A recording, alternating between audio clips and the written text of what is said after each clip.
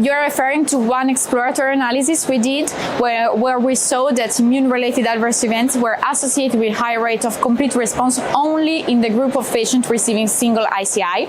So this was just an exploratory analysis, so we can't say that immune-related adverse events can be a clinical biomarker that we can use every day in our clinical practice.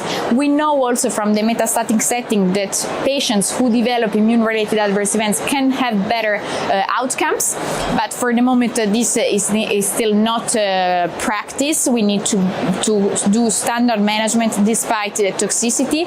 What we know is that probably if patients have a toxicity really early during treatment, so they stop treatment really early after the first cycles, we lose something in outcomes. So we need to evaluate immune-related adverse events, but for the moment we cannot base our clinical decision on this.